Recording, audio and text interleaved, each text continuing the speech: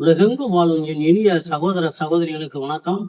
நம்ம சேனலுக்கு ஆதரவு கொடுத்துட்டு வர எல்லா நல்ல உள்ளங்களுக்கும் முதல்ல நன்றி. நம்ம இந்த பதிவுல 2025 டிசம்பர் மாதம் மீன ராசிக்கான மாத ராசி பலன்களை பார்க்கிறோம்.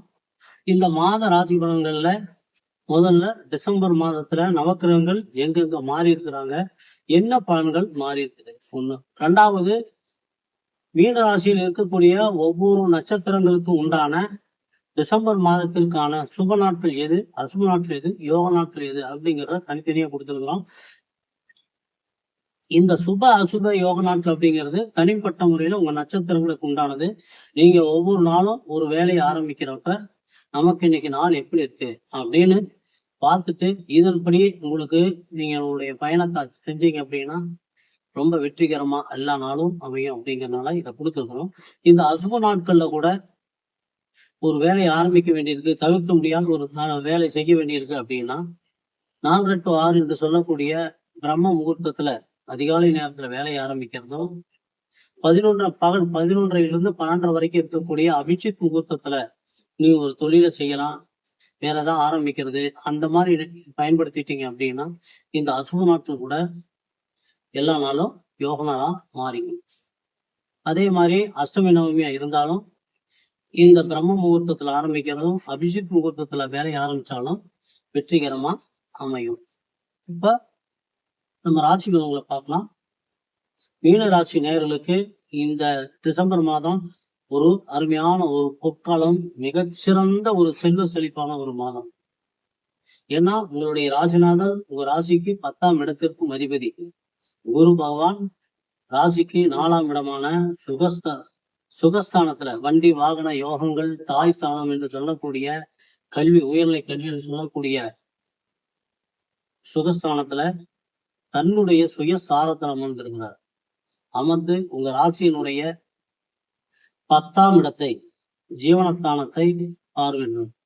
அப்ப சொந்த தொழில் செய்யறவங்களுக்கு தங்கு தடை இல்லாத மிகச்சிறந்த தொழில் விருத்தி அடைவதற்கும், தொழிலால உங்களுக்கு மிகச்சிறந்த லாபம் கிடைப்பதற்கு உண்டான வாய்ப்புகள் அதிகமா இருக்கு. உங்க ராசிக்கு விரையாதிபதி என்று சொல்லக்கூடிய சனி பகவான் உங்க ராசியிலே அமர்ந்திருக்கிறாரு. இப்ப உங்களுக்கு அது 7.5 சனி காலமா இருக்கிறதுனால சனி பகவானுக்கு 3 சுற்றுக்கள் இருக்கு. முதல் சுற்று, 2வது சுற்று, 3வது சுற்று அப்படின்னு.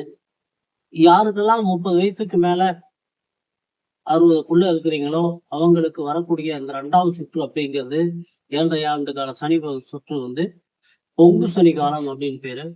அப்ப இந்த பொங்கு சனி காலத்துல இருக்கிறவங்க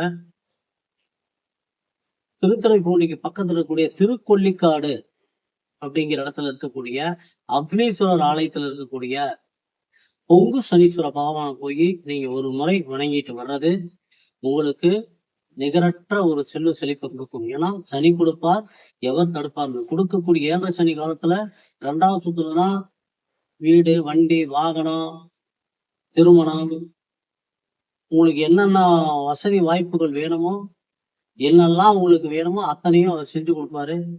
இது வந்து அனுபவபூர்வமா எல்லாருக்குமே தெரியும். அதனால இந்த பொங்கு சனீஸ்வரர் போய் ஒரு முறை நீங்க வணங்கிட்டு வர்றது ரொம்ப ரொம்ப சிறப்பு. அடுத்த உங்க ராசிக்கு தன பாக்கியாதிபதி என்று சொல்லக்கூடிய செவ்வாய் பகவான் 2ஆம் இடத்திற்கும் 9ஆம் இடத்திற்குமான செவ்வாய் பகவான் 9ஆம் இடத்திலேயே ஆட்சி ஆகிறார். முதல் வாரம், டிசம்பர் முதல் வாரத்துல 7 நாட்கள் உங்க பாகிஸ்தானத்திலே அமர்ந்திருக்கிறாரு. அற்புதமான ஒரு யோகம்.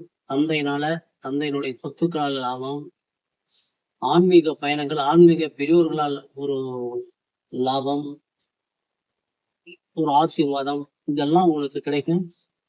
டிசம்பர் 7ஆம் தேதிக்கு மேல உங்க ராசிக்கு 10ஆம் இடத்துல உங்க பாக்கியாதிபதி, தன பாக்கியாதிபதி திக்பலம் அடைகிறார். இந்த ஒன்னே போதும், தன பாக்கியாதிபதி திக்பலம் அடைகிறாரு. உங்க ராசிக்கு 10ஆம் இடத்து அதிபதி 4ஆம் இட சுகஸ்தானத்துல இருந்து உங்க ராசியை பார்க்கிறார். அப்ப இந்த இடத்துல மிகச்சிறந்த ஒரு கர்மாதிபதி யோகம் உருவாகுது. ஏன்னா 9ஆம் இடத்து அதிபதியை 10ஆம் இடத்து அதிபதி பார்க்கறது ரொம்ப ரொம்ப மிக சிறப்பு. அதே மாதிரி உங்க ராசிக்கு 6ஆம் இடத்து அதிபதினு சொல்லக்கூடிய சூரிய பகவான் அவரும் 16-12 வரைக்கும் உங்க ராசிக்கு பாக்கியஸ்தானத்துல அமர்ந்திருக்கிறார். அப்ப பாக்கியஸ்தானம் அப்படிங்கிறது உயர்நிலை கல்வி, வெளிநாடு, வெளியூர் யோகம், தந்தையினுடைய தொழில், தந்தையால கிடைக்கக்கூடிய ஆதாயம், இது எல்லாம் தந்தையினுடைய செல்வாக்கு, இதெல்லாம் சொல்லக்கூடிய இடம். 16ஆம் தேதிக்கு மேல சூரிய பகவான் உங்க ராசிக்கு 10ஆம் இடத்துல திக்பலம் அடைகிறார்.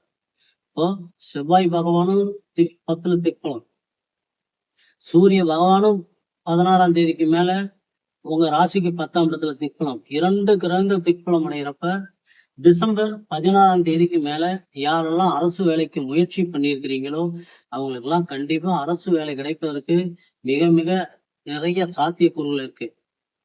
ஆனா செவ்வாய் சூரியன் சந்திக்கிறப்போ உடல்ல உஷ்ண சம்பந்தமான நோய்கள் உண்டாவதுக்கு வாய்ப்பு இருக்கு. உடல்நிலையில கொஞ்சம் கவனமா எடுத்துக்கணும். ஏன்னு கேட்டீங்கன்னா உங்க ராசிக்கு 3-8க்கு அதிபதியான சுக்கிர பகவான், 3ங்கிறது முயற்சி ஸ்தானம், சிறுதூர பயணங்கள், போகஸ்தானம் என்று சொல்லக்கூடிய 3ஆம் இடத்திற்கும், சகோதரஸ்தானம் சொல்லக்கூடிய 3ஆம் இடத்திற்கும், ஆயுள் ஸ்தானம் என்று சொல்லக்கூடிய 8ஆம் இடத்திற்கும், 3-8ங்கிறது மாரகஸ்தானம் கூட. அப்ப 3-8க்கு உண்டான அதிபதி சுக்கிர பகவான் உங்க ராசிக்கு பாக்கியஸ்தானத்துல 9ஆம் இடத்துல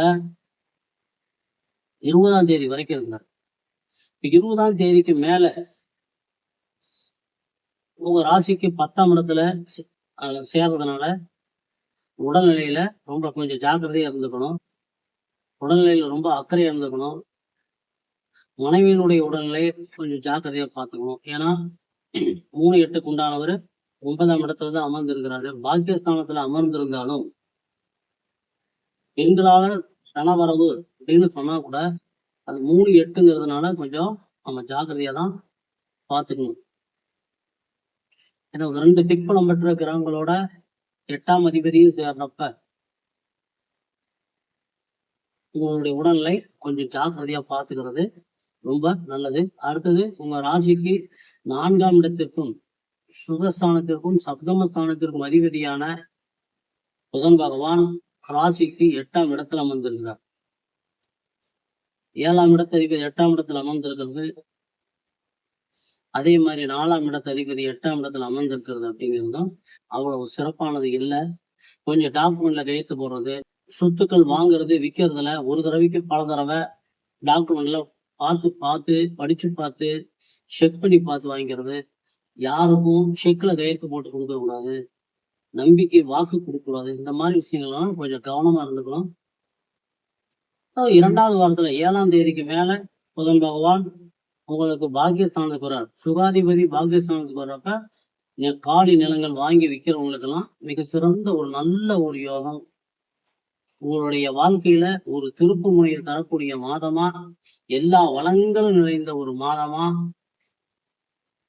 இந்த டிசம்பர் மாதம் இருக்கு.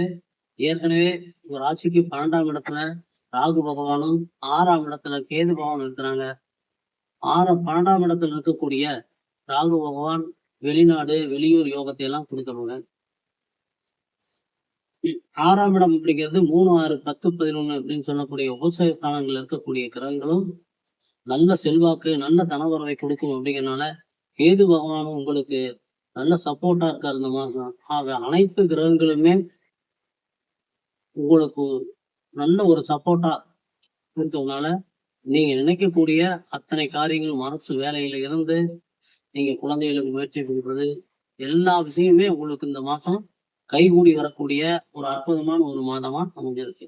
இப்ப மீன ராசியில பூரட்டாதி நட்சத்திரத்துல பிறந்தவங்களுக்கான சுப நாட்கள் டிசம்பர் 2, 4, 6, 8, 10, 12, 15, 18, 22, 25, 29, 31. அசுப நாட்கள் டிசம்பர் 1, 3, 5, 16, 20, 28, 30. யோக நாட்கள் டிசம்பர் 10, 12. உத்திரட்டாதி நட்சத்திரத்துல பிறந்தவங்களுக்கான சுப நாட்கள் 1, 3, 6, 7, 9, 11, 13, 16, 19, 23, 26, 28, 30. அசுப நாட்கள் டிசம்பர் 2, 4, 5, 17, 21, 29. யோக நாட்கள் டிசம்பர் 11, 13. ரேவதி நட்சத்திர பிறந்தவங்களுக்கான சுப நாட்கள் டிசம்பர் 2, 4, 7, 8, 10, 12, 15, 17, 20, 25, 27, 29, 31.